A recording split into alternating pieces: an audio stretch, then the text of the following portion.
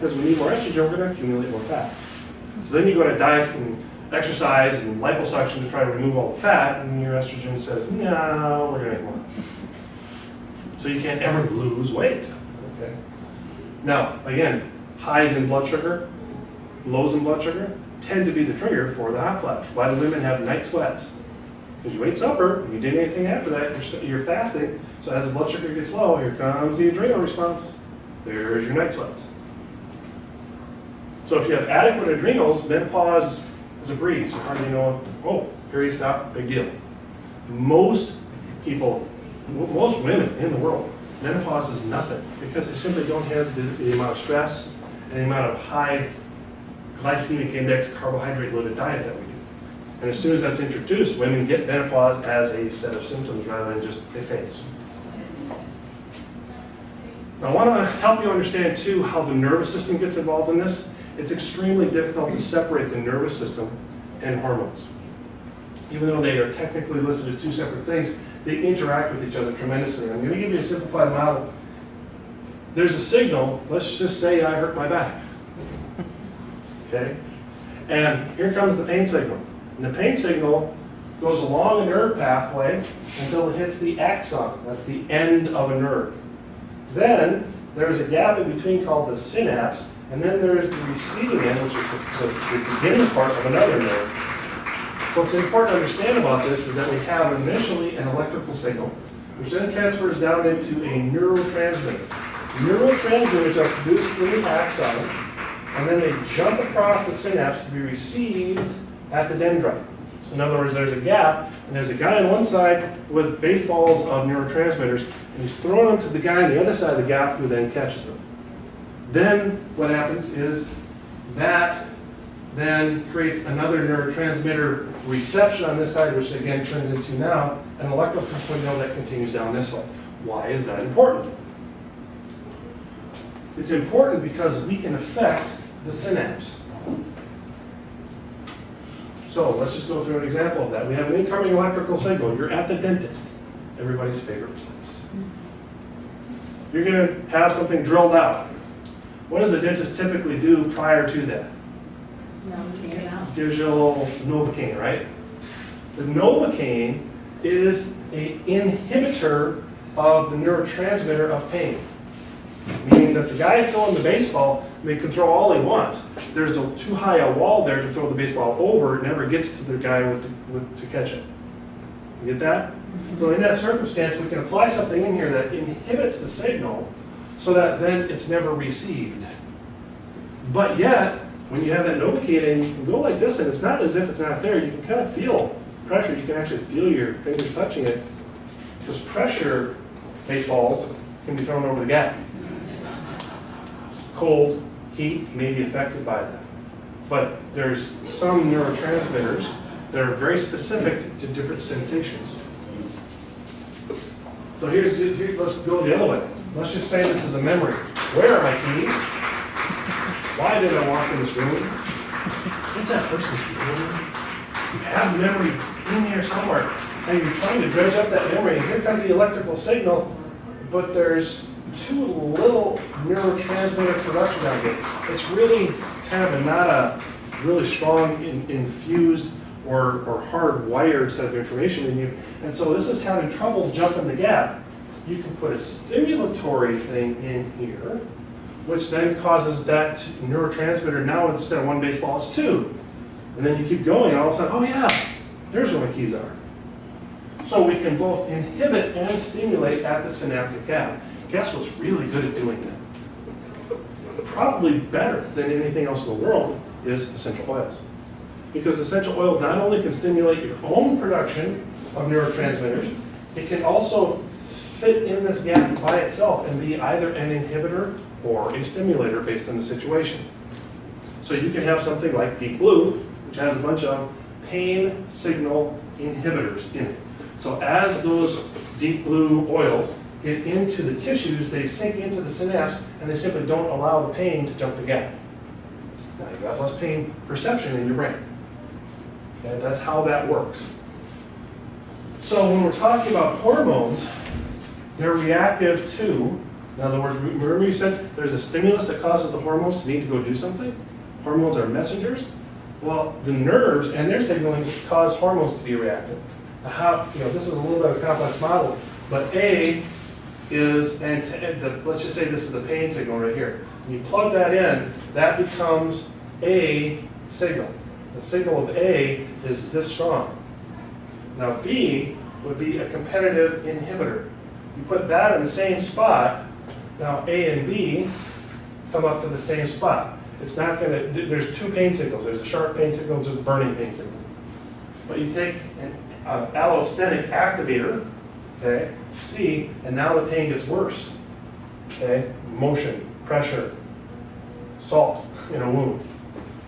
But you take an allostatic inhibitor, an essential oil, plug that in, and now it's down here. So A, the original trauma, can either be enhanced or it can be inhibited by what you put in there. Oils are able to do both, but in the case of a pain signal, it's going to reduce it. In the case of a nervous system signal, that memory, it's going to enhance it. So you can get A plus something equals more than the original result. It's kind of the model behind that. Now, does anybody know what this medical diagram refers to? Anybody grab that one? No abbreviations that mean anything to you? Yeah, there's a reason why. This is a football diagram. This is corner, safety, end, tackle, end, linebackers. Point is, we're talking about this, we want to affect the receptors on every cell. Because, again, they're the things that stimulate activity for the hormones. So what we end up needing to do is take that receptor and put a blocker in it. When we put that blocker in the receptor site, that means then that there's an inability for something negative to impact the cell. So that then the receptor never receives it and says, oh, I'm not going to cause the DNA to respond or behave. Again, oils are very good at being blockers in a receptor site. So we have the ability to modulate the synapse, we have the ability to block receptor sites. And then we have the ability to modulate what's called, flow in the body. If you take a look at this, let's just use blood sugar as an example. Here you are, normal blood sugar, you eat something. So when you eat something, no matter how good the meal was, your blood sugar is going to elevate. And when you get up here, that's going to stimulate what to happen in your body? Insulin is going to be released from the pancreas. Insulin goes out into the system and says, oh, no, you don't. We're not going to be high. We're going to have all the cells activate, pull blood sugar, and we're going to pull you back down to normal. But because most people's food is too high glycemic in index, and because most people eat very incorrectly over too short a span of time, the adrenals perceive this as an emergency. Just like the bear chasing you, high blood sugar is an emergency. So now both insulin and adrenals overmanage it, and now you get low. And when you have low blood sugar, what does that feel like? I'm tired, foggy-headed, I want to go take a nap. I need some caffeine and a donut, okay? That low blood sugar thing is called hypoglycemia. So now, this is again a place where insulin is produced. And because it's perceived as another emergency, the adrenals have to get involved and put blood sugar back up. Well, you've probably also eaten something, so now you go too high, and the process begins again. Hormones should exist between the red lines. They shouldn't go over or below that modulation. Hormones should never be a flat line, or you're dead. Okay? But they should manage themselves within a certain range to be normal. In the circumstances of essential oils, when it comes to any hormone, and this can be thyroid, this can be progesterone, diestroglycerin, low blood sugar with insulin, any one of those, when you put an essential oil in that has an effect on hormones, no matter what hormone you're talking about, it brings the highs more towards balance, but it also brings the lows more towards balance. This is not, let's boost something. This is not, let's depress something. It's let's modulate something. No matter what oil you're talking about, no matter what hormone you're talking about, all of them have a modulatory effect, as opposed to herbs or medications or stimulants that are of a nature where they will simply boost it and keep it high, or they will depress something and simply keep it low. We want to be able to modulate within this range because that's how growth and repair happens. This is how stimulation happens to cause cells to do their work. Okay? So, based on all the previous information, what I did is came up with a set of protocols. For the most common things that I see, for those oils that I see test best in my office, this is not necessarily what you're going to find in here, which is a good resource. But what I've done is, again, taken that naturopathic mentality of thinking towards the source of a problem and said, okay, if somebody comes in and they're hyper-adrenal, they're like this. They're so jazzed up, they can't sleep, they have no appetite, they're nervous, they're anxious, typically, they have a lot of emotional stress. We need to stop all grains and dairy. We need to do a metallic detox, and we need to do digestive reconditioning, and all those will be explained later by the protocol. But in this case, in order to immediately impact them to calm down, we need frankincense, sandalwood, serenity, and myrrh. Do you notice that all of those are tree sap oils? You notice that all of those are the ones that have been used since antiquity in parts of the world. They're all considered to be, in the old world, they actually used to be more value than gold, weight for weight. Okay? The reason why is because they calm you down. They keep you from destroying yourself. Now, in our world, we also find a lot of people, though, hypoadrenal. Their adrenals are shot. I can tell you that every single diabetic you know, their adrenals are shot. Okay? And again, it's because of all the environmental stressors and things that are in our lives. Again, we stop all grains and dairy, and here we need to kind of stimulate. We need to take those adrenals and all of the synapses and all those cell receptor sites and make them maximally efficient with what hormone is being produced. There, we're looking at elevation, basil, rosemary, geranium, and clove. Now, you recognize those as all things that, if you put them on your skin, they might kind of give you a little bit of a hot sensation. You might recognize them as things that are very antimicrobial as well. Thyroid. If you're hyperthyroid, it's typically due to an autoimmune condition. And in that case, you as an IPC do not want to be working with these people as far as anything other than just basic support. You turn them over to somebody like myself. Stop all grains and dairy, metal detox, digestive reconditioning, eliminate all fluoride and chlorine. Why is that important? Why are fluoride and chlorine the enemies of your thyroid gland? You all remember the periodic table of elements in high school science? And you all know that then there's a molecular weight distribution, they're all grouped together in things that are chemically alike. What is the principal thing that the thyroid uses to make thyroid hormones? Iodine. Iodine is the basic mineral resource from which thyroid hormone is made. Iodine sits on the periodic table here, and right below it are fluoride and chlorine. So for the lack of iodine in your diet, which I can almost guarantee every single person in this audience is low in iodine, just because most Americans are.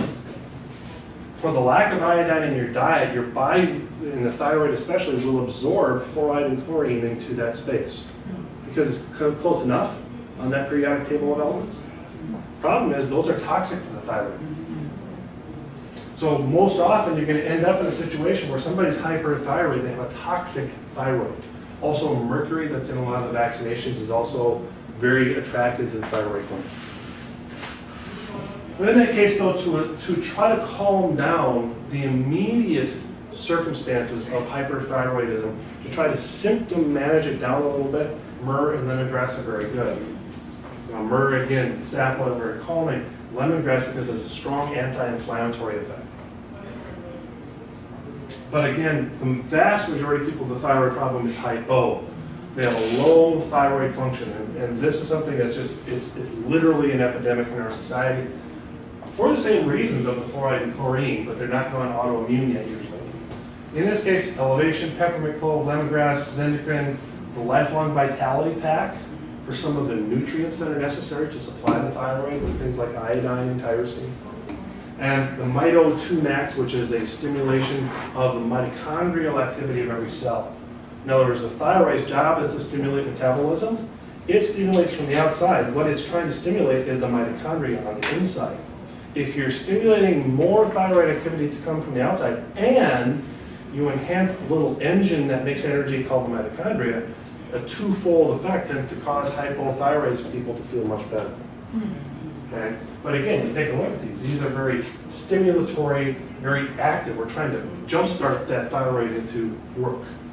Can I ask you a question? Yeah, please. What's the reason behind the stopping the dairy? I can understand with the grain because I've done a lot of research on that, but I'm not familiar with the issues Simply with the dairy. because you as a human being are not capable of intimately breaking down homogenized dairy.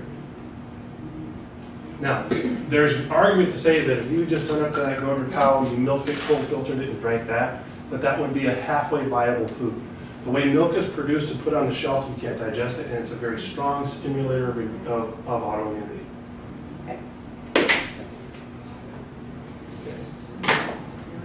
Now, andropause. Again, this is going back to the male hormone thing. In order to get rid of those excess plastics and pesticides and growth hormones that are in a man's diet, we want to use lemon and zendicrine to get rid of that excess estrogen that really is an estrogen, but it mimics it enough to throw off our balance. So lemon and zendicrine is just sort of that, let's get rid of the plastics kind of detox that's good for anybody, really. But in order for a man to, again, have the resources necessary, the stimulation necessary to produce a more proper testosterone response, rosemary, clary sage, sandalwood, Mito2 Max, LLV-PAC, DDR prime. These are things that cause any hormonal system, but in this case the male hormonal system, to have a vigor about it, to have proper cell behavior towards it, so that we tend not to then get the prostate inflammation. The prostate inflammation is the big enemy of men as far as the cancer goes. For dysmenorrhea, now that's a term that means anything wrong with the menstrual cycle. This is poor timing, clots, cramps, back cramps, PMS, anything, any symptom you want to name that occurs as a result of the menstrual cycle is called dysmenorrhea.